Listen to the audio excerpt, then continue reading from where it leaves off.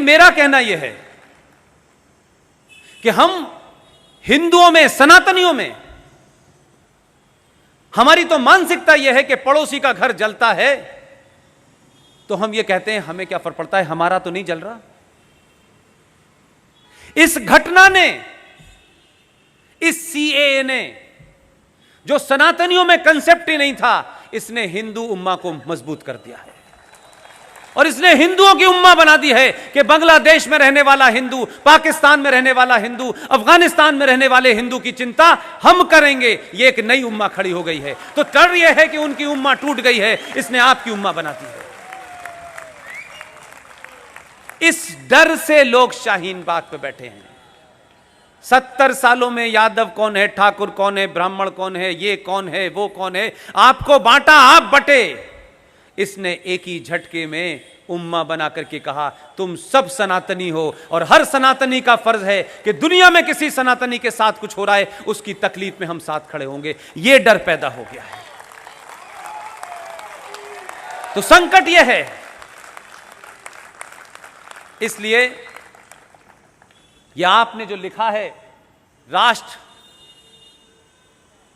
की दिशा किस ओर, राष्ट्र ने अपनी दिशा बता दी, समाज को इसके पीछे खड़ा होना है। इसलिए बहुत सारे जीवन में चीजें आती हैं और इस 3 सालों के अनुभव से मैं यह कहता हूं कि अगर आप ईमानदारी से, जो आपके मन में है, हजारों ऐसे इश्यूज हैं जो आपको नहीं पता, और मेरे पिटारे में बहुत सारे इश्यूज हैं जिनको मैं पब्लिक में लाऊंगा। सिर्फ आप ये सोच करके कि ये काम हमें इसके अंजाम तक पहुंचाना है। आपका निजी कुछ नहीं है, सब कुछ मौजूद है, आपको सिर्फ उठाना है और लोगों के बीच में खड़ा कर देना है। अगर मराठे साहब ये कैलेंडर नहीं छापते और मेरी इनसे मुलाकात नहीं होती तो दुनिया भर में जिन लोगों ने मदद करके इसको बड़ा बनाया है ये छापते रहते, पता नहीं चलता। लेकिन आज ही मुझे पता चला है कई हजार कॉपी अमेरिका गई हैं। इसलिए बात छोटी सी है, अगर आपके घर पे किंगफिशर का कैलेंडर नहीं हटेगा तो ये वाला नहीं लगेगा। अब तो वो बेचारा अपना अपने कैलेंडर बना हुआ है। आप इस कैलेंडर को जरूर लें, अपने बच्चों को समझाएं ये हिंदू कैलेंडर नहीं है, ये कोई पूजा पद्धति पे नहीं है, ये प्लैनेट्स के मूवमेंट के ऊपर है। जैसे आपके पड़ोस में एक राज्य है, उस राज्य में भी बड़ी गुंडागर्दी थी। आपने तो आदमी गुजरात से भेज दिया था, लोगों ने उसे गालियां दी, उसके बारे में सवाल खड़ा किया। इसलिए मैं उसका जिक्र इसलिए करना चाहता हूं कि आपकी सभा में कोई ईमानदार, मुसल्लत ईमान वाला मुसलमान बैठा हो तो खड़े होकर मुझे टोक देना कि मैं इस्लाम का और कुरान का गलत हवाला दे रहा हूं। कुरान मजीद में एक आयत है, आयत समझते हैं जो वर्सेस होती है, एक आयत है, उसका नाम है सूरे निसा। सूरे निसा क्या कहती है ये मुसलमान भले ही न जाने, आप सब लोग जान लीजिएगा। और जहां भी आपको छोटे भाई का पजामा, बड़े भाई का कुर्ते का आदमी मिल जाए, उसे रोकिएगा, उससे कहिए भाई इसका मतलब बताओ, क्योंकि हम तो जाहिल हिंदू हैं, तुम ही बताओ। मैं आपको बताए दे रहा हूं, जब वो झूठ बताए तो उसका गला पकड़ लीजिएगा। कहा कि तुम तो कुरान के भी लिए वफादार नहीं हो, तुम तो इसके प्रति भी ईमानदार नहीं हो। सूरे निसा ये कहती है कि अल्लाह मियां ने, उनका कहना है कि 1400 साल से के पहले कोई था नहीं, वहीं से शुरू हुआ है। उनका मानना है, थोड़ी देर के लिए मान लें, अल्लाह मियां ने जब आदम और हव्वा के माध्यम से सृष्टि क्रिएट की और कहा कि तुम नीचे जाओ, तो जो लोग अल्लाह पे ईमान रखते थे उनके ऊपर मुसल्लत ईमान मीन्स होता है कंप्लीट ईमान, थोड़ा बहुत नहीं। उन्होंने कहा कि जो लोग मेरे ऊपर ईमान लाए हैं, जो मुझ पे यकीन करते हैं, जो मेरे बताए रास्ते पे चलते हैं, मैं तुम्हें इस दुनिया में, इस सृष्टि में, जमीन पे भेज रहा हूं, तुम जाओ, तुम्हारे लिए सब कुछ मैंने दिया है, तुम्हारे रहने खाने पीने का सबका इंतजाम किया है, लेकिन मैंने तुम्हें कुछ शर्तें की हैं कि तुम उन बताए रास्तों से मत हटना, तुम्हें ये करना है, ये नहीं करना है। लेकिन वो ये जानते थे, आखिर अल्लाह मियां थे, वो अपने बंदों के बारे में जानते थे कि ये कैसे लोग होंगे, ये तो शाहीन बाग पे भी बैठ जाते हैं। उन्होंने कहा कि अगर तुम मेरे बताए रास्ते से हटे तो मैं इसी धरती पर ऐसे लोग भेजूंगा जो तुम्हें रास्ते पे ले आएंगे।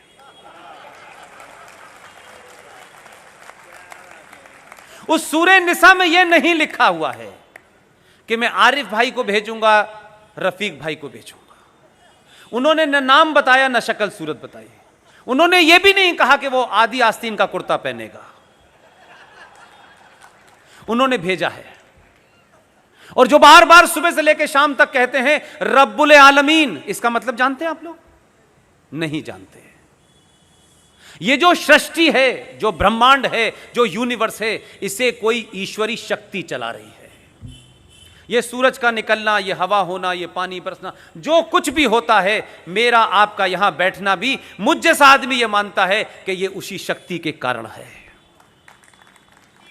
उसकी मर्जी के बगैर पत्ता नहीं हिलता। इसे उर्दू में मुसलमान कहते हैं रब्बुल आलमीन, या नहीं, इस पूरे रब को कोई चला रहा है, वो कोई बहुत बड़ी शक्ति है, उसे वो अल्लाह कहते हैं। उसकी मर्जी के बगैर कुछ नहीं होता मेरे भाई। हमारा उस पर यकीन था, है, और जब तक यह सृष्टि रहेगी हम जैसे सनातनियों का उस पर यकीन रहेगा। हम 1000 साल तक गरीब गुलाम बने, गुलामों के गुलामों ने गुलाम बनाया, लुटेरों ने हमें गुलाम बनाया। आज भी पिछले 70 सालों में मुझे कोई एक हिंदू सनातनी नहीं मिला जिसने यह कहा हो ऊपर वाले ने हमारे साथ बड़ी जाती की है। हम छोटे छोटे कामों को ऊपर वाले को जिम्मेदार देते हैं, यार भगवान ने यह मेरे साथ नहीं किया, यह करना चाहिए था। अगर यकीन रखो तो कंप्लीट रखो, आधा अधूरा मत रखो। पूरे 1000 साल तक गुलाम रहे।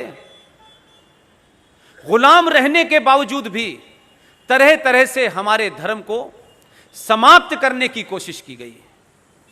लेकिन उस दौर में भी ऐसे लोग थे जो ये जानते थे कि पूजा नहीं हो सकती, तो उन्होंने गमले में तुलसी लगा करके घर के बाहर रख के अपने हिंदुत्व को जिंदा रखा। लेकिन मैं सिर्फ दूसरा सवाल उन्हीं से पूछता हूं जिस कुरान मजीद की सूरह निसा का हवाला देता हूं, उस पूरे रेफरेंस में देता हूं। तुम तो कहते हो सिर्फ हम अल्लाह से डरते हैं और अल्लाह के अलावा, उसकी मर्जी के अलावा कुछ नहीं होता है, तो 2014 भी अल्लाह की मर्जी से पैदा हुआ है, 2019 भी है, और दिल्ली में भी आया है, और उत्तर प्रदेश में भी उसी की मर्जी से आया है। जितना अत्याचार करोगे और शाहीन बाग बनाओगे, 2019 में 2 हो गए हैं, अभी अल्लाह से दुआ मांगो कि 2024 में कितने होंगे पता नहीं। यह सब उसकी मर्जी से हो रहा है। We should be grateful and thankful to Allah. वो चाहता है कि उसके बंदों का मुसल्लत ईमान हट गया है, वो हक और बातिल के बीच में फर्क करना भूल गए हैं, वो कत्लो गारत कर रहे हैं। अल्लाह ने ऐसा आदमी चुना है, घर तक छोड़ के आएगा। संकट यही है, ना आप संविधान के प्रति ईमानदार हैं, ना कुरान के प्रति ईमानदार हैं। मैं शुद्ध सनातनी हिंदू के होते हुए भी कुरान शरीफ को कुछ तक हद तक मानता हूं, और मानता हूं इसलिए कहता हूं कि अब 1000 साल तक तुम्हें हम ही से जलील होना है, इंतजार करो। तुमने भी नंगा नाच बहुत खेला है। तुमने आजाद भारत के अंदर जम्मू कश्मीर में, जहां कश्मीरी हिंदू पंडितों ने जोर से कभी गाली तक नहीं दी, कश्यप ऋषि के वंशज इतने लंबे समय से या तो साहित्य लिख रहे थे या दुनिया में ज्ञान बांट रहे थे, तुमने उनको बर्दाश्त नहीं किया। तुम्हारे पूर्वज बदल गए। फारूक अब्दुल्ला का पूर्वज कौन है यह पता लग गया है। इकबाल का पूर्वज कौन था यह भी पता लग गया है। और क्योंकि सनातनियों ने कुछ समझना और पढ़ना शुरू कर दिया है, बचे हुए 30 करोड़ के पूर्वजों के बारे में पता लगेगा। इसीलिए कहते हैं कि हम अपना डेट ऑफ बर्थ सर्टिफिकेट और बाप का नाम नहीं बताएंगे,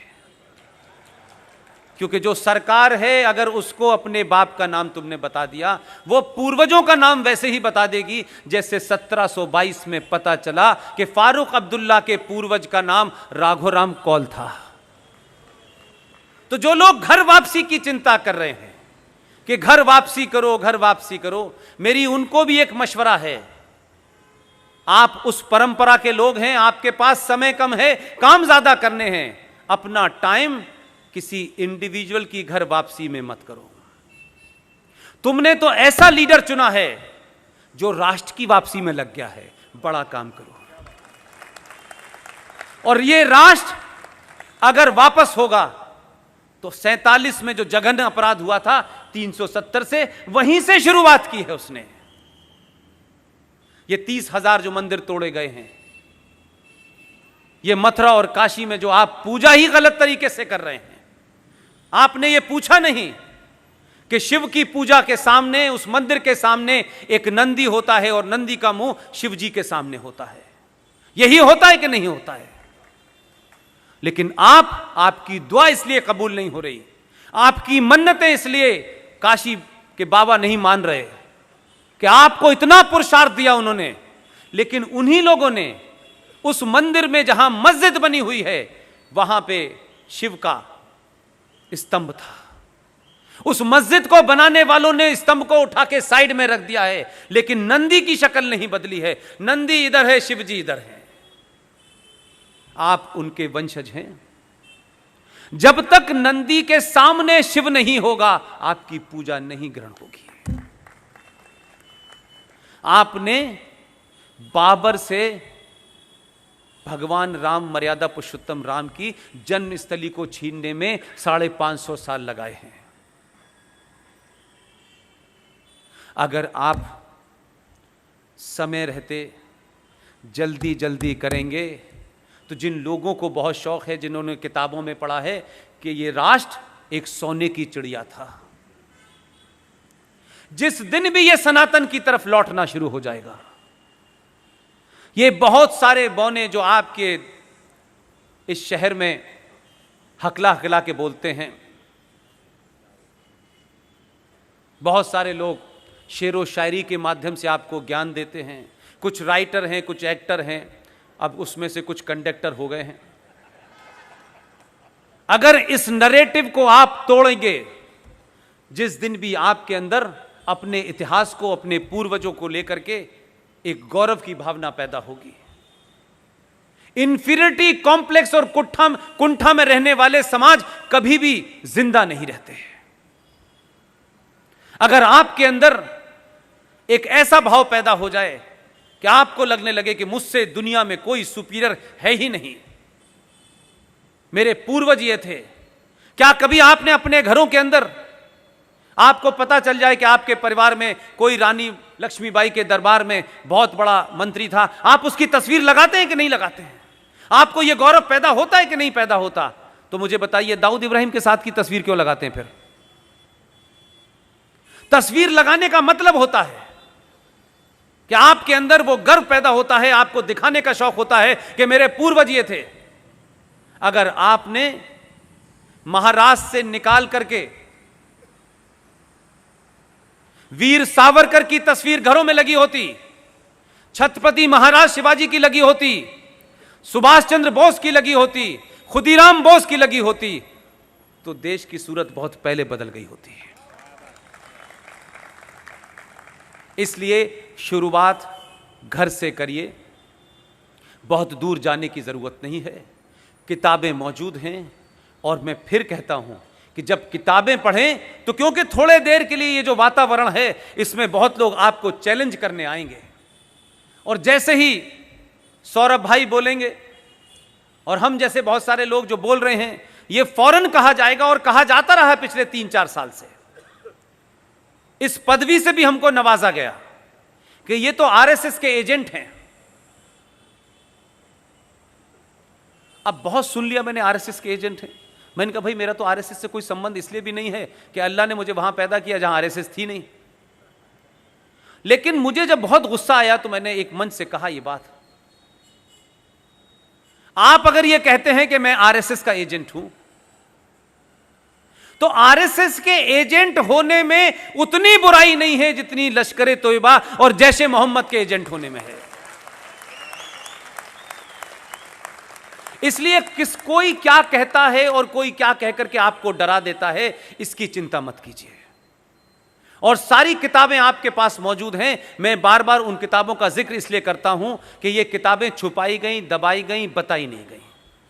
आप सबके मन में जो बहुत सारे ऐसे लोग हैं जो बहुत कुछ पढ़ते हैं, उनके मन में एक सवाल होगा, ये मैं जानता हूं कि होगा, इसलिए मैं उसका जवाब देना चाहता हूं। मैंने अपनी स्पीच में शुरू में कहा, Maulana Abul Kalam Azad was the greatest fraud. आपको लगेगा कि जिन्ना के बाद वो तो महान थे क्योंकि उन्होंने तो जिन्ना की मुखालफत की थी। अगर मौलाना आजाद जैसे लोगों का कैरेक्टर, ये सेकुलर मुसलमानों का कैरेक्टर जो आज आप देख रहे हैं, पूरा बॉलीवुड क्या कर रहा है, राइटर क्या कर रहे हैं, प्रोड्यूसर क्या कर रहे हैं, वाइस चांसलर क्या कर रहे हैं, पूरे देश में एक आवाज नहीं उठ रही। इस 30 करोड़ में से कोई ये नहीं कह रहा कि ये सीएए से तुम्हारा कोई लेना देना नहीं है, कोई नहीं बता रहा। सब लोग घुमा फिरा के उस एजेंडे को चलाना चाहते हैं।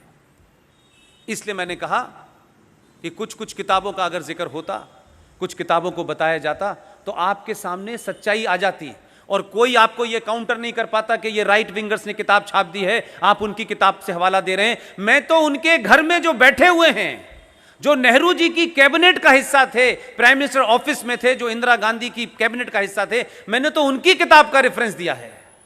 वो तो आरएसएस के नहीं थे। ऐसी सारी किताबों के बारे में कहता हूं। एक किताब अभी लेटेस्ट मुझे पता चली है। 1917 में एनी बेसेंट नाम की एक महिला थी, वो इंडियन नेशनल कांग्रेस की अध्यक्ष थी 1917 में। 1922 में उन्होंने एक किताब लिखी। वो किताब कैसे मिलेगी किसी ने सोचा नहीं। लेकिन अगर आप में, अब सॉरी टू से, लेकिन मैं इसलिए, जैसे गर्लफ्रेंड से मिलने के लिए रास्ते निकालते ना आप, हम में से बहुत लोग छत कूद के गए होंगे। मान लीजिए, क्या बात है, ऐसा होता है, सच बात है ये। जब आपको कुछ करना होता है तो आप कैसे रास्ते निकालते हैं, और आपको कुछ नहीं करना होता तो आप इतने बहाने बनाते हैं कि लगता है कि वो काम हो नहीं सकता। वो किताब रिसेंटली मुझे अभी मिली है। उस किताब का नाम है future politics of India, written by Annie Besant. वो अपनी किताब में क्या कहती हैं कि जिस जमाने होम रूल की बात हो रही थी, उस जमाने अंग्रेज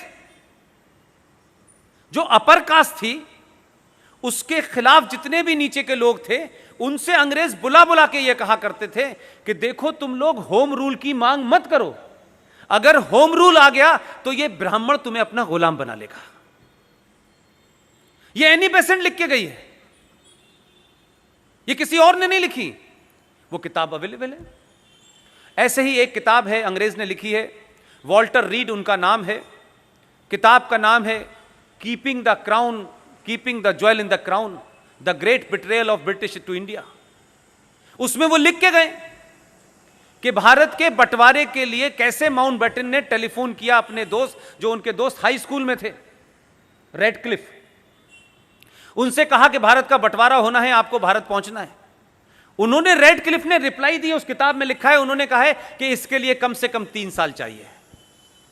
माउंटबेटन ने कहा समय कम है, 3 महीने से ज्यादा नहीं दे सकते, तुम्हें आना है किसी कीमत पे। उनकी हाई स्कूल की दोस्ती की कीमत चुकाने के लिए वो भारत आए, दिल्ली से कहीं गए नहीं। लेकिन माउंटबेटन के एक रिश्तेदार भी थे जो भारत के पहले प्रधानमंत्री बने, और बड़े खतरनाक रिश्तेदार थे। ये रिश्ता आज तक पता ही नहीं चला। उन्होंने रेडक्लिफ से कहा, ये उस किताब में लिखा है, रेडक्लिफ से कहा 3 महीने नहीं, 1 महीने में करिए।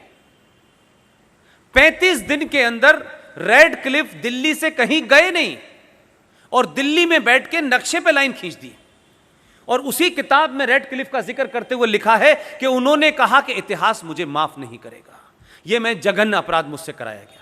और 14 अगस्त से पहले भारत चले गए, और जब भारत का झंडा फहराया जा रहा था उस वक्त भारत का बॉर्डर भी डिमार्केट नहीं किया गया था, बाउंड्री पता ही नहीं थी। पंजाब में जिस दिन 15 अगस्त भारत में मनाई जा रही थी, दिल्ली में, पंजाब में 50,000 औरतों का रेप हुआ था, और हम यहां विजनरी स्पीच दे रहे थे। बंगाल में लाशें ढूंढ रही थी माएं और बहनें अपने बच्चों की।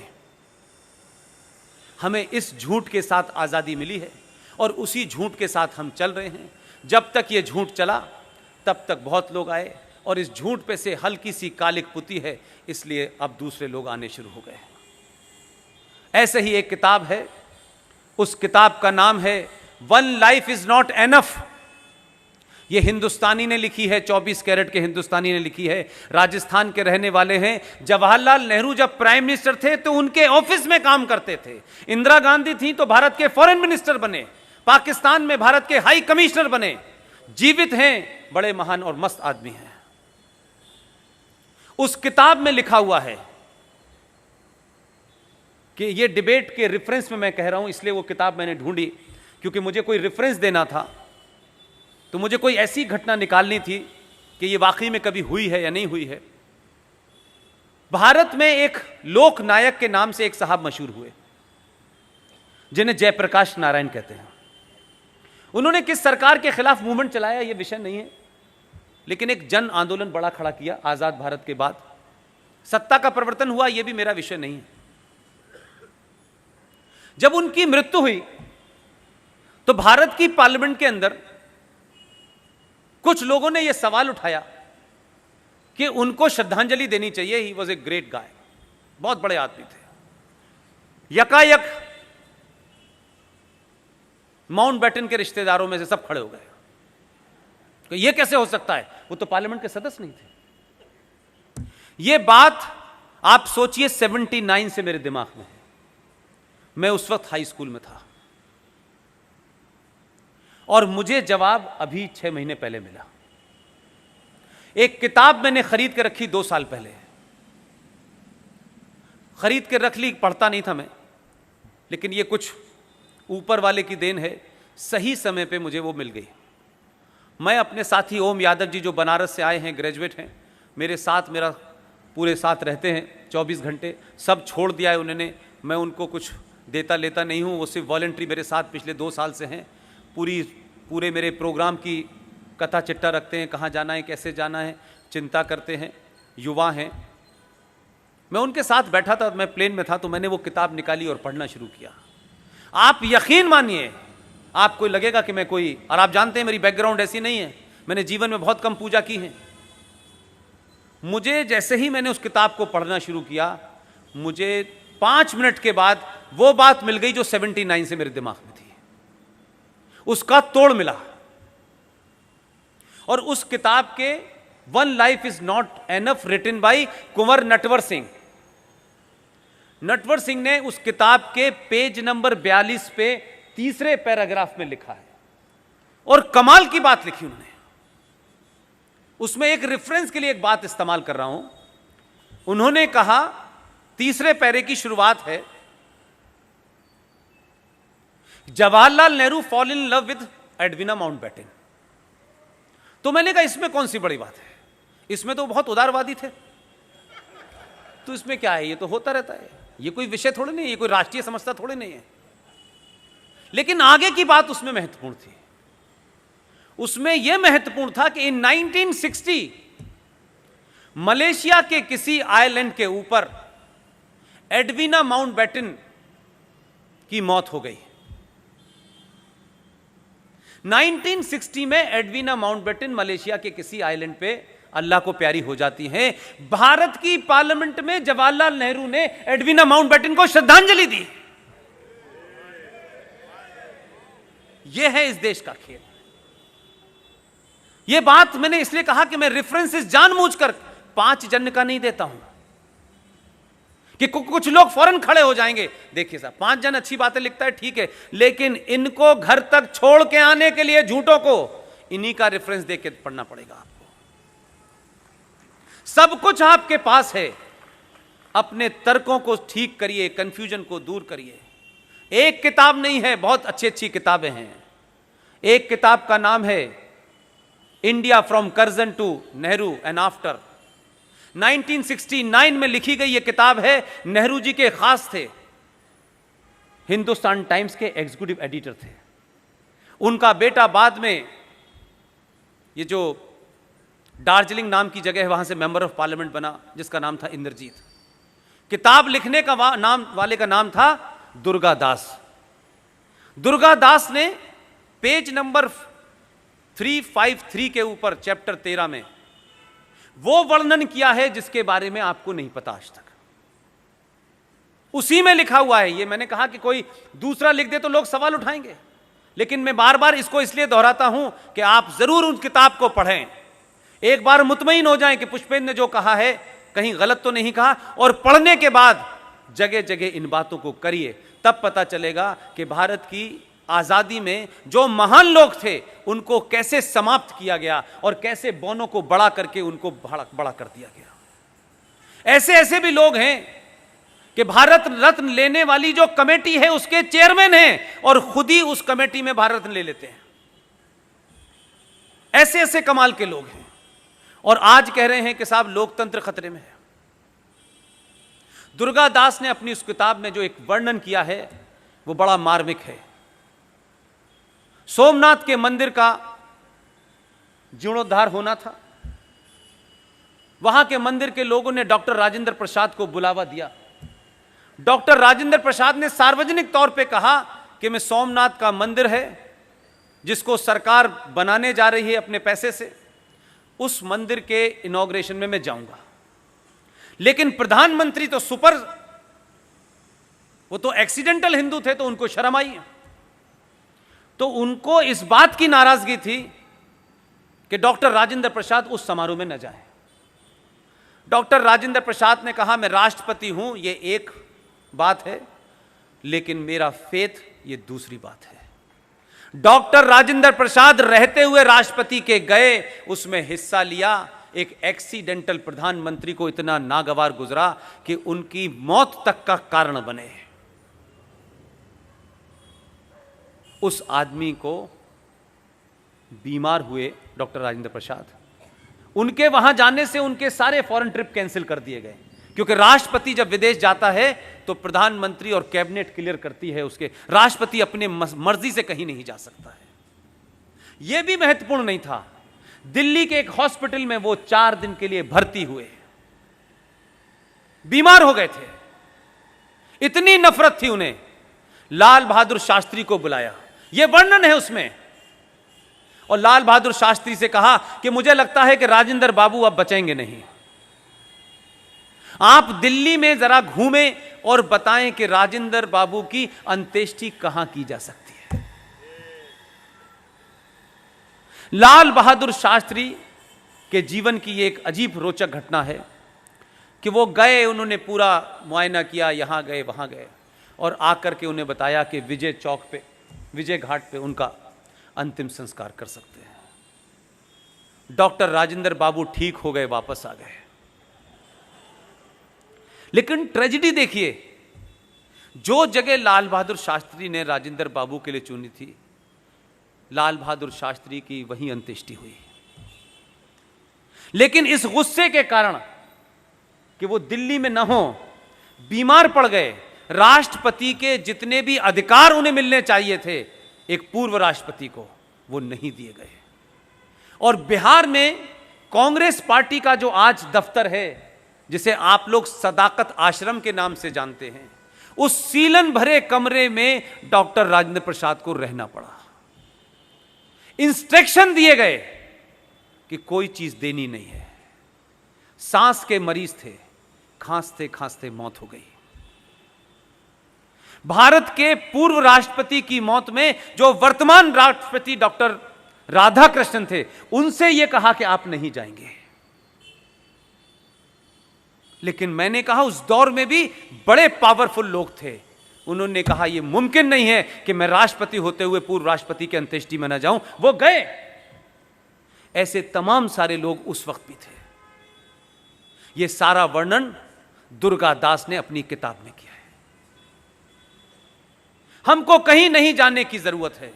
इसी संविधान को पढ़िए, इसमें बहुत सारे षड्यंत्र हैं जो अभी धीरे धीरे बाहर आएंगे।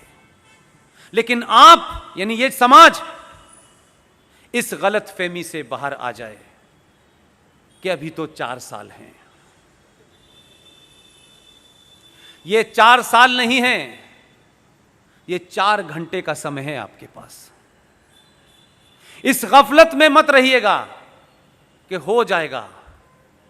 ध्यान रखिएगा, 1000 साल के बाद उनको सनातनियों की ताकत का अंदाजा हुआ है। उनको एहसास हो गया है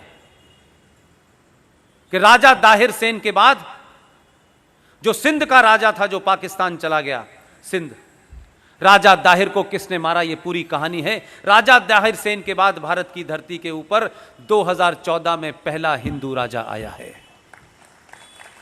मैं ये कहने से नहीं शर्माता। वो हिंदू राजा इसलिए है कि उसने हिंदू होते हुए जो सनातन से कनेक्टेड है, हर वही काम कर रहा है जो भारत के संविधान में है। इसलिए भारत की धरती पर, लोकतांत्रिक और रिपब्लिक धरती के ऊपर जो एक इस्लामिक राज्य को बसा दिया गया था, उसने पहली फुर्सत में उसे कुचल दिया है। ये ताकतें जो पूरे देश में सवाल खड़े कर रही हैं, जो नारे लगा रही हैं हम जिन्ना वाली आजादी चाहते हैं, पाकिस्तान से रिश्ता क्या, ला इलाहा इल्लल्लाह, जो याकूब मेनन की नारे लगा रहे हैं, जो दुनिया भर में वहां की औरतें जिन्हें आप कहते हैं ये बेचारी बुजुर्ग महिलाएं हैं। बुजुर्ग कोई भी हो, बुजुर्ग ही होता है, उसके प्रति हमारे मन में कोई दुराभाव नहीं है। लेकिन अगर आप ये तकरीर करेंगी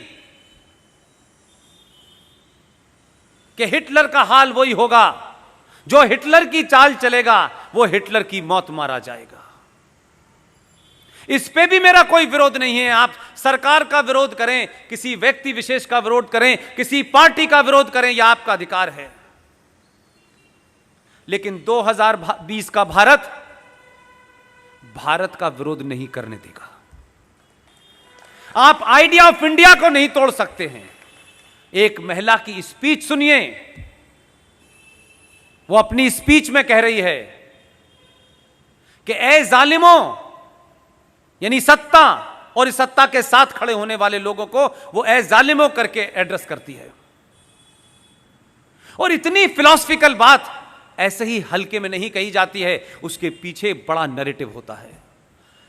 उसने कहा कि हमने अपने बच्चों को लोरी नहीं सुनाई है, हमने अपने बच्चों को ट्विंकल ट्विंकल लिटिल स्टार नहीं सुनाया है, हमने अपने बच्चों को करबला की कहानी सुनाई है। आपको पता नहीं है करबला में क्या हुआ, इसलिए आपके ऊपर रिएक्शन नहीं है, और करबला में क्या हुआ यह मुझे पता है, इसलिए मैं कह रहा हूं यह शाहीन बाग CAA के लिए नहीं है। यह एक सरकार के आने के बाद इस देश की धरती पे, इस देश की विधानसभाओं में, इस देश के संसद के अंदर, इस देश के संविधान के अंदर जिस तरीके से नाजायज तरीके से डरा डरा करके, जैसे मौलाना आजाद ने, ये किसने कहा, कहां कहा पता नहीं, लेकिन खुद ये आइडिया एक मार्केट में फ्लोट कर दिया मौलाना आजाद ने कि देखिए पूरा वंदे मातरम गाने से मुसलमानों की आहत हो रही है और वो चाहते हैं कि इसमें बदलाव हो, क्रिएट कर दिया। और खुद ही कमेटी के मेंबर भी बने और 3-4 और जोकरों को रख के उसे कहा कि इसको खत्म कर दिया जाए। इसलिए कुछ लोग तेज हैं क्या नैरेटिव क्रिएट करना है।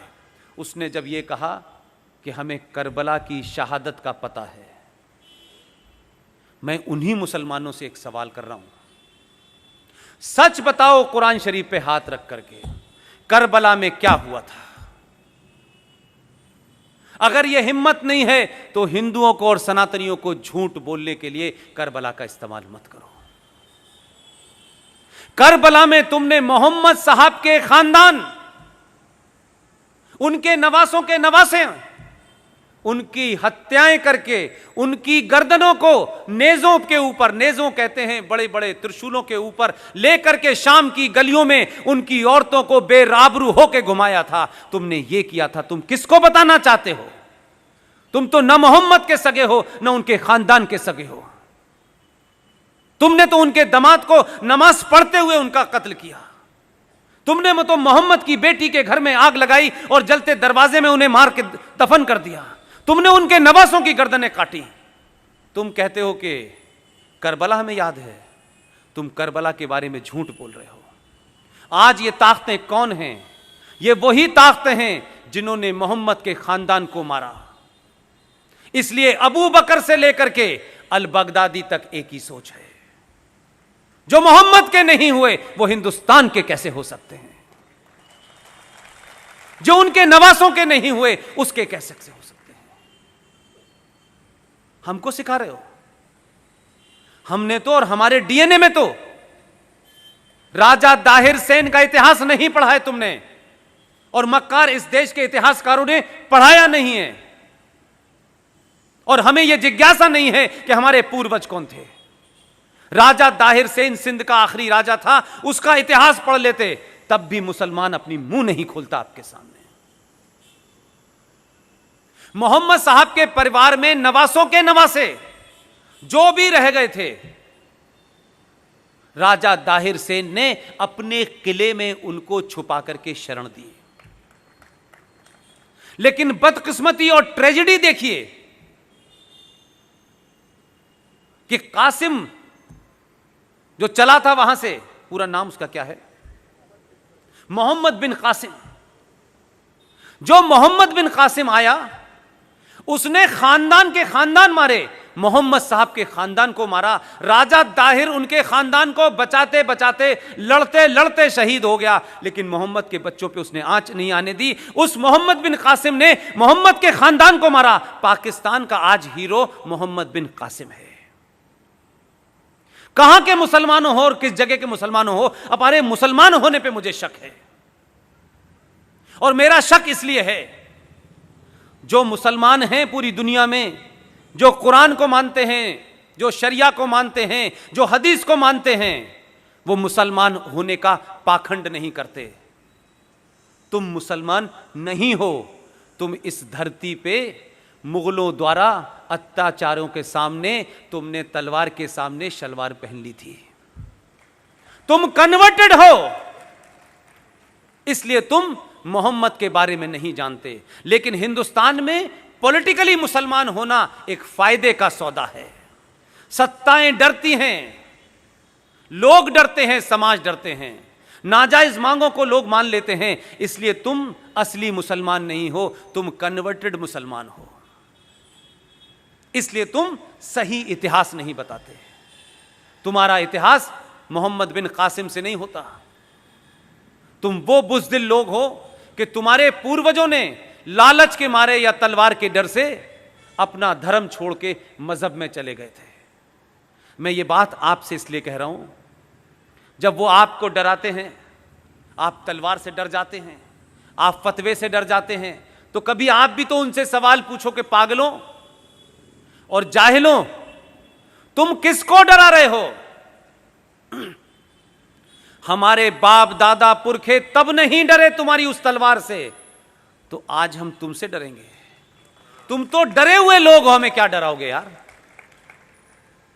ये बोलना शुरू करा है आपने, इसीलिए इस देश में बड़ी उथल पुथल है। इसलिए लोगों को मोदी नाम की जो चीज है, ये कोई शख्स नहीं है, मोदी कोई एक इंसान नहीं है।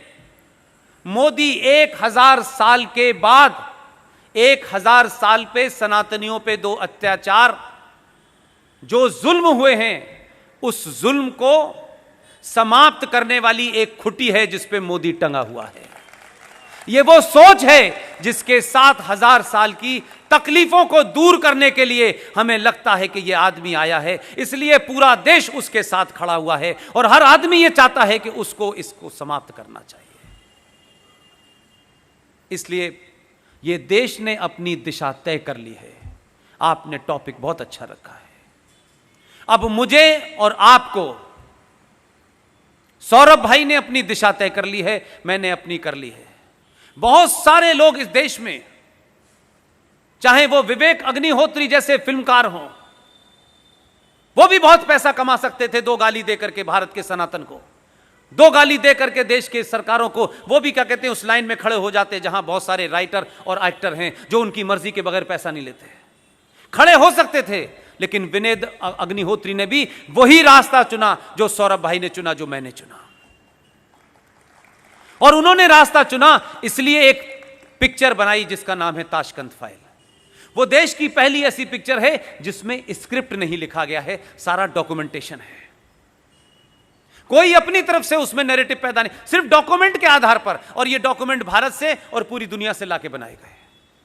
वही शख्स फिल्म बना रहा है कश्मीर फाइल। आप सब लोगों से मेरी विनती है, ऐसे लोगों को आप कैसे ताकत दे सकते हैं, यह आपको तय करना है। इसलिए कि वैसे ही बड़ी मुश्किल के बाद एक मौका आया है। इसलिए मैं कहता हूं 4 साल का समय नहीं है, यह 4 साल के समय को 400 साल में कन्वर्ट करना है। बहुत पैसा आपने कमाया होगा, बहुत रुतबा कमाया होगा, कोई याद नहीं रखता है। दुनिया में किसी बड़े आदमी का नाम नहीं आता है कि उनकी 500 इंडस्ट्री थी, उनकी उसमें बड़ी फैक्ट्री थी, उनका हीरे का। कहीं पढ़ा आपने इतिहास में?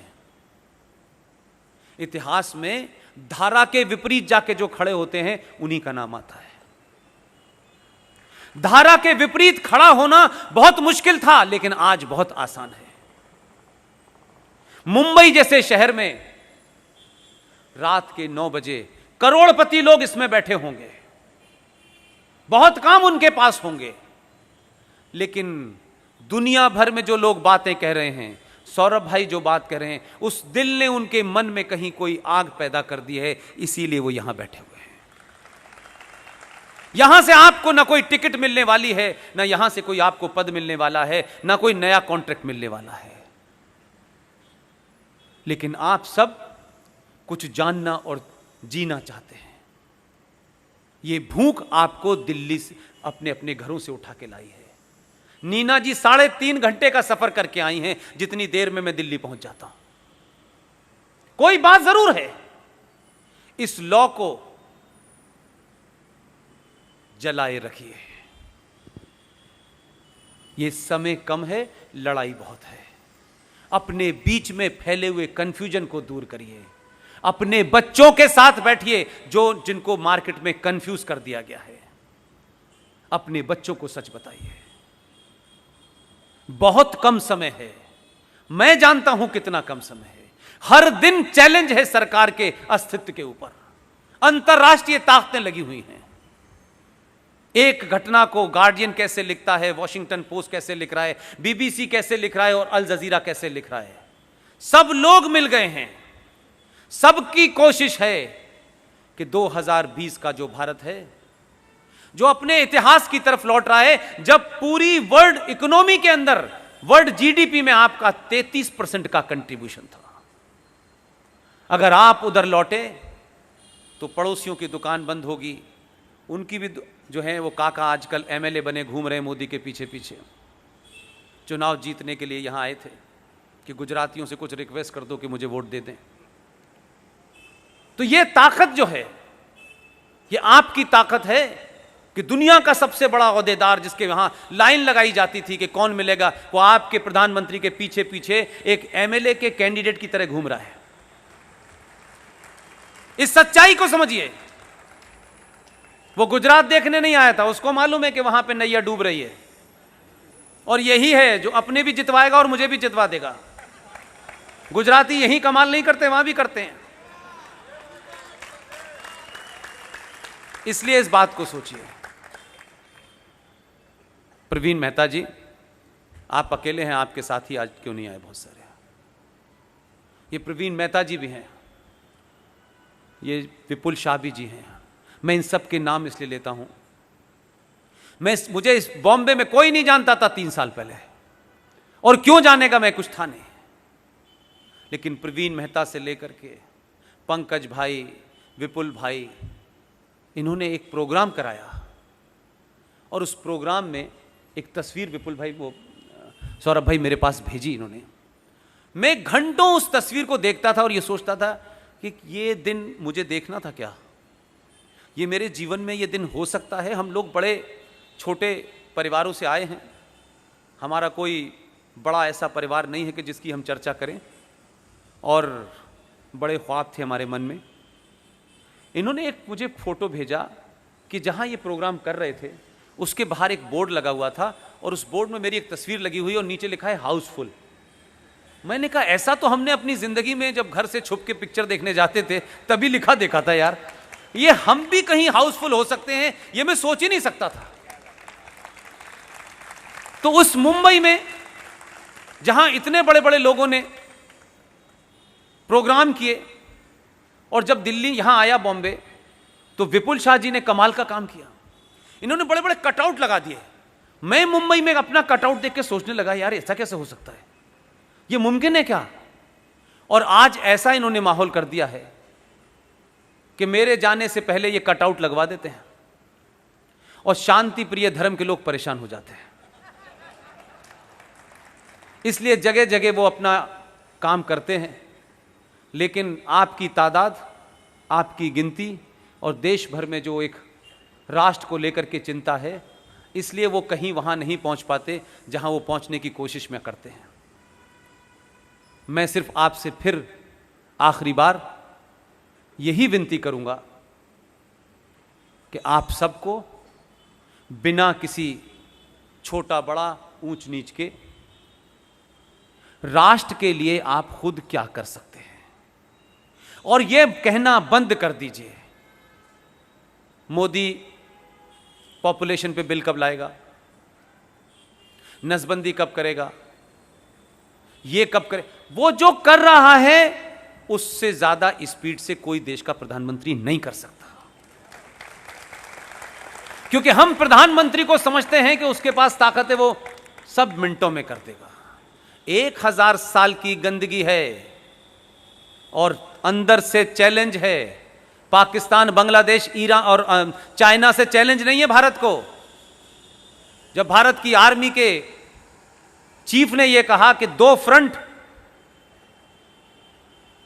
की चिंता मत करो, क्योंकि कांग्रेस पार्टी के जो पार्टी का लीडर है लोकसभा में, उसने कहा कि हमारे 2 फ्रंट पहले से खुले हुए हैं, क्या हम इन 2 फ्रंट का मुकाबला एक साथ कर सकते हैं? चीफ ऑफ आर्मी ने जवाब दिया, उन्होंने किसी रेफरेंस में इनडायरेक्टली जवाब दिया, उन्होंने कहा भारत के जो 2 फ्रंट हैं ईस्टर्न बॉर्डर और वेस्टर्न बॉर्डर पर, इसकी चिंता भारत को नहीं करनी चाहिए, भारत की आर्मी कैपेबल है। मैंने उसके बाद में इस नैरेटिव को कहा भारत का एक तीसरा फ्रंट है जिसकी ज्यादा चिंता करनी चाहिए। यह तीसरा फ्रंट भारत के समाज में घुल मिल के बैठा हुआ है, जो कहता है हम भाई भाई हैं। अभी भी आपको भाई भाई का फर्क नहीं पता चल पा रहा। भाई तो पाकिस्तान कराची में रहता है, यह भाईचारा, भाई का पता चल गया, चारा का पता चल गया। यह गंगा जमुना तहजीब ये कहां मिलती है? हम सदियों से साथ रह रहे हैं, ये मुझे समझ में नहीं आ रहा कि कहां पे रह रहे थे। इस नैरेटिव से बाहर आइए, अपने होने का एहसास कीजिए। इसलिए मैंने कहा कि सनातन के लोगों को कभी हथियार उठाने की जरूरत ही नहीं है।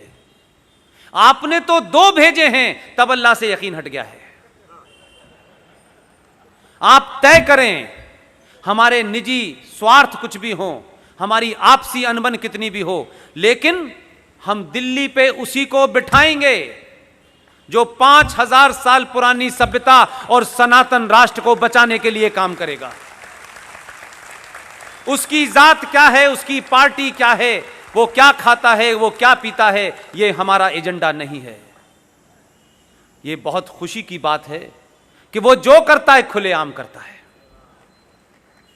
ऐलान करके करता है। और उसके ऐलान करने से कुछ लोगों को लगता है कि हमारी 5 वक्त की अजान अल्लाह नहीं सुन रहा, लेकिन इसकी 1 वक्त का ऐलान अल्लाह ही सुन रहा है।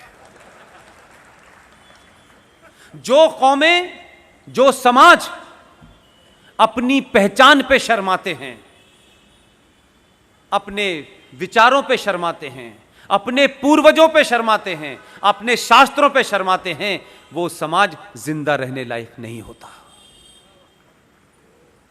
मैं और आप तो बहुत छोटी चीज हैं, इवन कुछ भी नहीं है। आपका पहला देश का, दुनिया का प्रधानमंत्री है जो अपने होने पे शर्माता नहीं है, जो है उसके ऊपर पूरे गर्व से कहता है मैं यही हूं। हम तो जरा सा तिलक लगा लेते हैं तो रहमान भाई के घर जाने से पहले पहुंच लेते हैं। रहमान भाई को तिलक लगा देखेंगे तो उनको लगेगा यार ये कैसे ऐसा हो सकता है, ये तो बड़ा लिबरल हिंदू था। आपको लिबरल दिखने की शौक है। आपके प्रधानमंत्री ने पहला चुनाव जीता, विदेश की यात्रा की, 2 मुल्कों का दौरा किया। यह सिंबॉलिक है, यह देश समझ नहीं पाया। मैं उसको उसी रास्ते से देखता हूं, उसी एजेंडे से देखता हूं। पहला उसका दौरा भूटान का था, दूसरा नेपाल का था, श्रीलंका का था, पाकिस्तान का। अखंड भारत में जो खंडित हुआ है उसको देख करके आ गया है कहां कहां है। सबका उसने सर्वे करा है। लोग समझ रहे हों कि वो बिरयानी खाने गया है।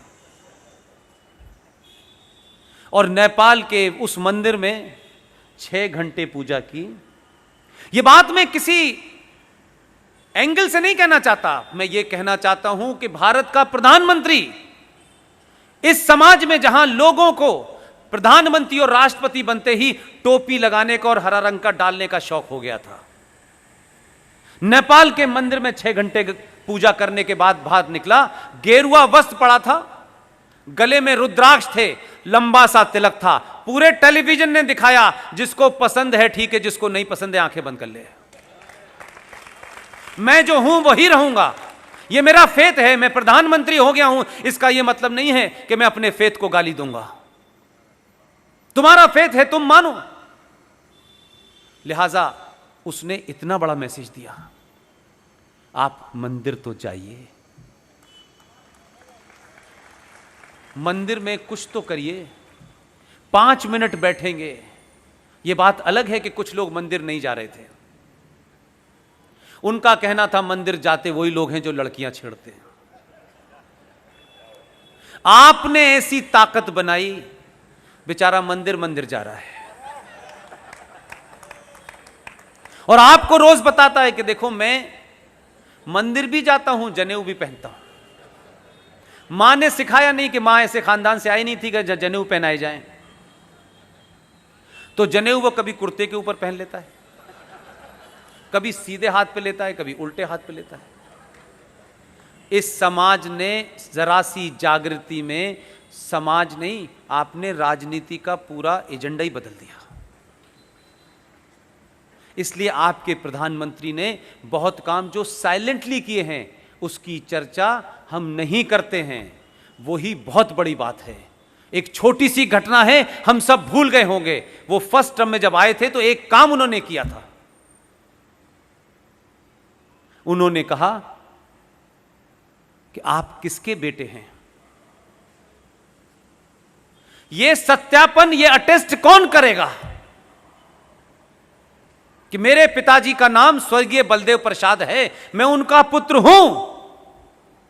इस सच्चाई को दुनिया में अगर कोई जानता है तो मेरी मां जानती है कि मां के अलावा नहीं पता हो कि मेरा पिता कौन है। मां ने जिसको बता दिया है ये तुम्हारा पिता है, हम पिछले कई सालों से उसको अपना पिता मानते हैं। मेरी मां जीवित है। ये जो कहा गया कि आप किसके पुत्र हैं, आप अपना एफिडेविट दें, आप अटेस्ट करा के लाएं कि आप किसके बेटे हैं, तो ये डीएम साहब को कब पता चला कि मैं किसका पुत्र हूं? वो कहां खड़े होकर देख रहे थे? ये मजिस्ट्रेट को कैसे पता चला? ये अंग्रेजों ने आपको ह्यूमिलेट करने के लिए प्रथा चलाई थी कि अंग्रेज अफसर बताएगा कि आप किसके पुत्र हैं। उसको क्या पता मैं किसका पुत्र हूं? ना मेरे बाप को देखा, ना मेरी मां को देखा। लेकिन इस सरकार ने कहा कि आप अपना सर्टिफिकेट खुद अटेस्ट करें। यह बहुत छोटी सी घटना है, लेकिन कितने बड़े गर्व की बात है। मैं बताता हूं ना मेरा पिता कौन है, यह मजिस्ट्रेट कैसे बताएगा यार? इसकी क्या औकात है कि यह बताएगा कि मैं किसका बेटा हूं? ना मेरी मां को जानता, ना मेरे बाप को जानता, लेकिन उसके ठप्पे के बाद ही यह होगा कि मैं किसका बेटा हूं। इसलिए मैं उस बात को दूसरे तरीके से भी कहता हूं कि इस संसार में अगर सबसे बड़ी कोई 2 शब्दों के अंदर कोई बात कही जाए, कहा जाए कि सबसे बड़ा सच क्या है धरती पे, तो सबसे बड़ा सच है मां। मां ने मुझे अपने पेट में रखने के बाद मुझे जन्म दिया है, वो बदल नहीं सकती। और विश्वास नाम का अगर कोई शब्द है जिसे एक ही शब्द में कहा जा सकता है तो उसका नाम है कि मां जिस आदमी को कह देती है कि ये तुम्हारा बाप है, जीवन भर हम उस पर विश्वास कर लेते कि ये हमारा बाप है, सवाल नहीं पूछते। ये बात अलग है कि अगर पहले बात होती तो केजरीवाल जरूर प्रूफ मांग लेता। तो छोटी छोटी चीजों से आपके अंदर कैसे स्वाभिमान जगे, कैसे आपको अपने होने का असर लगे। आप सुपीरियर किन को मान रहे हैं? अंग्रेजों को। वो बता गए क्योंकि उन्होंने ये प्रथा इसलिए चलाई थी, उन्हें राज करना था। अब देश आजाद हो गया, ये प्रथा खत्म होनी चाहिए। इसीलिए भारत के राष्ट्रपति के घर में जो छोटा सा बदलाव हुआ उसकी बारे में बात नहीं होती। हमें सिर्फ 370 और 35 पे नजर आती है। बहुत सारी घटनाएं ऐसी हुई हैं जो आपको पता नहीं है, और बार बार आपके माध्यम से रिमाइंड कराता रहता हूं मैं। जरा इन चीजों को भी सोचो। हर चीज में प्रॉफिट लॉस नहीं होता, हर चीज मटेरियलिस्टिक नहीं होती, कुछ चीजों का फिलोसफिकल मीनिंग होता है। पहले टर्म के प्रधानमंत्री बनने के बाद राष्ट्रपति चले गए। राष्ट्रपति भवन में जाकर उन्होंने पूछा कि भारत की पहचान के रूप में भारत में जितने भी विदेशी मेहमान आते हैं, जब आप उनको विदा करते हैं तो भारत की पहचान के रूप में क्या दिया जाता है? वो कांग्रेसी थे, उन्होंने बिना कुछ सोचे समझे कह दिया कि हम ताजमहल देते हैं। ताजमहल भारत की पहचान हो सकता है? नहीं। उसमें मेरा दूसरा पॉइंट भी है। कुरान में, इस्लाम में कब्रें हराम हैं। कब्र का कंसेप्ट इस्लाम में नहीं है। ये जो देश भर में जमीन घेरने और इस्लामिक दुकान चलाने के लिए और इस्लामिक आइडियोलॉजी को फैलाने के लिए ये जो कब्रिस्तान बने हुए हैं कि यहां इसका कब्रिस्तान है, वहां उसका कब्रिस्तान है, कब्रिस्तान का कंसेप्ट इस्लाम में नहीं है मेरे भाई। मोहम्मद साहब की कब्र देखी है कहीं आपने? नहीं है। इस्लाम में किसी की मौत हो जाने के बाद उसे दफना दिया जाता है, लेकिन उस कब्र के ऊपर कोई ईंट नहीं लगाई जा सकती। उसके बाद वो फिर दोबारा से जमीन वैसी हो जाती है। लेकिन भारत और पाकिस्तान और इस इलाके के अंदर Islam is not a religion, Islam is a political ideology to capture power. इस एजेंडे के साथ चल रहा है। यानी ताजमहल को आप कितना भी सुंदर बना दें, लेकिन उसके मूल में दो कब्रें हैं कि दो लोग सो रहे हैं, दो प्यार करने वाले सो रहे हैं, ये बताया जाता है। उस कहानी पर नहीं जाना चाहता कि वो प्यार था क्या था, मैं नहीं जानना चाहता, वो मेरा इशू नहीं है। लेकिन आप कब्रों को कब से अपने घर में रखने लगे? उनके तो हिसाब से गैर इस्लामिक है। हिंदू पद्धति में भी क्या अस्थियां हम अपने घर पर रखते हैं? तो कब्र को खरीद के क्यों लाते हैं? और क्यों वो भारत की पहचान बना दी गई? और भारत उसे शान से विदेशी मेहमानों को दे रहा है। और अगर आप दे रहे थे तो विदेशी मेहमान भी यही समझ रहे हैं कि इस देश में जो मुगल बादशाह आए थे वो भारत की धरोहर है। मैं गलत कह रहा हूं? आप उन दौर के लोगों की कोई चीज देते हैं तो इसका मतलब है आप मानते हैं। इसीलिए छोटी सी घटना का फर्क कितना बड़ा समाज पे होता है। इन्होंने पूछा, उन्होंने बेफिक्री में बता दिया कि ताजमहल देते हैं। ये साहब अपना होमवर्क करके गए थे। इन्होंने कहा ताजमहल पहचान कब से हो गई? उन्होंने कहा ये दिया जा रहा है, ये परंपरा है। उन्होंने कहा बंद कर दीजिए। उसी दिन से एक फैसला हुआ। ये बहुत बड़ी खबरें नहीं हैं, लेकिन मेरे लिए बहुत बड़ी हैं, आपके लिए बहुत बड़ी हैं, कि ये जो दिन में रात में सरकारें चलती हैं, इन सरकारों में हजारों काम ऐसे होते हैं जिसका प्रचार 370 की तरह नहीं किया जाता। उस शख्स ने उसी दिन एक आदेश जारी करवाया, राष्ट्रपति भवन से वो आदेश जारी हुआ और ये कहा कि आज से ताजमहल भारत की पहचान नहीं है। भारत की पहचान क्या है? उसने आदेश दिया, क्योंकि उसका होमवर्क पहले से मौजूद था। दुनिया में जितनी भी भाषाएं हैं उन भाषाओं में गीता छपेगी और गीता ही भारत की पहचान के रूप में दी जाएगी। अब इसका इंफ्रा मैं निकालता हूं, यह मेरी इंटरप्रिटेशन है, आप नकार भी सकते हैं, मान भी सकते हैं। ताजमहल बंद हो गया, गीता दी जाने लगी। गीता ट्रम्प साहब के कमरे में भी है, पुतिन के कमरे में भी है, वो चीन से जो आए थे चाउमीन उनके पास भी है। ये तमाम सारे लोगों के घर में है, उसी भाषा में है। हम लोग शास्त्रों को पढ़ने की कोशिश नहीं करते क्योंकि हमको गैर जरूरी बात लगती है, हम वही पढ़ते हैं जिससे हमारा काम चल जाए। लेकिन वो लोग नहीं है ऐसे। पिछले 6.5 साल के अंदर कोई 70 से ज्यादा राष्ट्राध्यक्षों को गीता दे दी गई है जो भारत आया था। खुशी की यह बात नहीं है, जो आएगा उसे तो गीता मिलेगी। जो मेरा इंटरप्रिटेशन है वो दूसरा है। मेरा इंटरप्रिटेशन यह है कि भारत की जो रक्षा पॉलिसी है उसका नैरेटिव यह था कि हम पहले हमला नहीं करेंगे, क्योंकि जो पूर्व सरकारें थी वो इतने हाई कॉन्फिडेंस के लोग थे कि उनको मालूम था कि उन पे हमला होगा, उसके बाद भी जिंदा बच जाएंगे और जिंदा बचेंगे फिर हम हमला करेंगे। तो ऐसी लो आईक्यू की, हाई कॉन्फिडेंस की हमने सरकारें नहीं देखी। इस आदमी को लगा कि ये दुनिया में कहीं ये पॉलिसी होती है, आप अपने घर में करते हैं ये पॉलिसी कि एक आतंकवादी घुस जाए पहले, वो जब गोली चलाएगा उसके बाद आप चलाएंगे।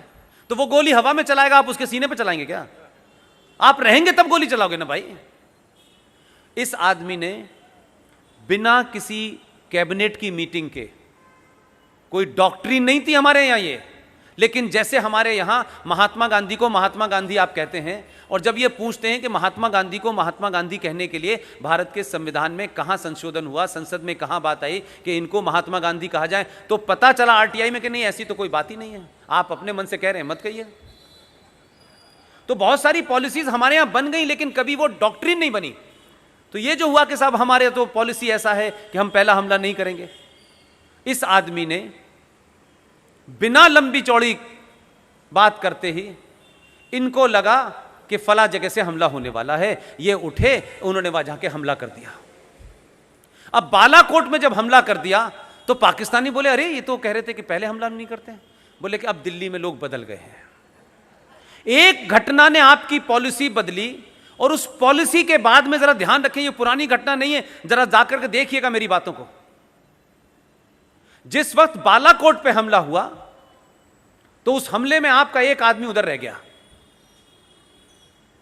आप पूरी दुनिया की प्रतिक्रिया से यह अंदाजा लगा सकते हैं कि आप कितना तगड़ा होमवर्क किया है। एक देश ने यह नहीं कहा कि भारत ने यह गलत किया है, उनकी बाउंड्री लागी है, क्योंकि उन 70 देशों का अगर आप रिएक्शन पढ़ें, सबने गीता पढ़ी थी। उन सब का रिएक्शन आप देखें तो मैं ये मानता हूं कि उन्होंने गीता लेके नहीं गए, पढ़ ली थी। इसीलिए काका ने फोन किया अमेरिका से, इसको जल्दी छोड़ दो अभिनंदन को, ये गीता का आदमी है, ये चाणक्य मानने वाले लोग हैं, अग्नि लगा दिए शाम तक, हमें पता नहीं है तुम रहोगे नहीं रहोगे, इसको छोड़ो जल्दी। जैसा था वैसे ही छोड़ दिया। आप समझ रहे हैं क्या कहते हैं, पाकिस्तान ने हमारे ऊपर बड़ा एहसान किया। शाम को वो भी आ जाते जो थे पकड़े हुए, उन्होंने कहा ये आदमी गीता का जानने वाला है और गीता ही पढ़ता है, उसमें लिखा है इसके बाद इसे क्या करना है। आपको नहीं पता हमारे देश ने अग्नि अलर्ट पे रखी हुई थी। तो कैसे फर्क चलता है, कैसे दुनिया की राय आपके बारे में बदल जाती है, और कैसे आप एकदम पॉलिसी को बदलते हैं तो दुनिया बदल जाती है। आप जब घिघियाते थे, गिड़गिड़ाते थे, तो जरा सी कोई बात होती थी, कोई कह देता था तो आपके हाथ पैर कांपने लगते थे। आज 370 पे सीएए के ऊपर काका यहां आए, बोले this is the internal matter of India. यह बात नहीं थी। इसलिए मैं बार बार ये भाव आपके अंदर पैदा करना चाहता हूं, काम कोई भी कीजिए, छोटा सा कीजिए। इसलिए मैंने मराठे जी ने जो काम किया है इसका सदियों तक इंपैक्ट रहेगा। हम सबको इस आंदोलन को घर तक पहुंचाना है। आप सबने मेरी बात पूरे धैर्य के साथ, पूरे तहम्मुल के साथ सुनी। आप जब जब बुलाते हैं मैं तब तक आऊंगा। मुझे लगता है कि मुंबई और महाराष्ट्र या गुजरात में जहां लोग मुझसे बार बार ये पूछते हैं कि ये दो वो जगह हैं जहां पहले से इतने राष्ट्रवादी हैं, वहां जाने की क्या ज़रूरत है। मैंने कहा यार कि पहले तक तो मैं समझता था कि बात ठीक है, लेकिन जो अभी आपके यहाँ बंदर बांट हुआ है सत्ता का, उसके बाद लगा कि यहाँ राष्ट्रवाद की ज़्यादा ज़रूरत है। इसलिए कुछ लोगों को बताना है सत्ता के लालच में अपने कम से कम उस बाप को तो मत भूल जाओ जिसने पूरी दुनिया के अंदर एक ही शब्द से अपना नाम कमाया था। वो बोलता था और बिहार में लोग कपकपाने लगते थे। आज तुम उस मृत आत्मा को भी श्रद्धांजलि देने से डर रहे हो। लानत है ऐसे लोगों पे जो हिंदुत्व की राजनीति करके देश को बेचने में लगे हैं। किन लोगों को सत्ता में उन्होंने बिठाया है? कौन लोग हैं वो? ये किसी से छुपा हुआ है? जो हो रहा है वो सबको पता है। इसलिए आपने भरोसा किया, वोट दिया, दोबारा गलती मत करिएगा। बहुत बहुत शुक्रिया। Thank you very much.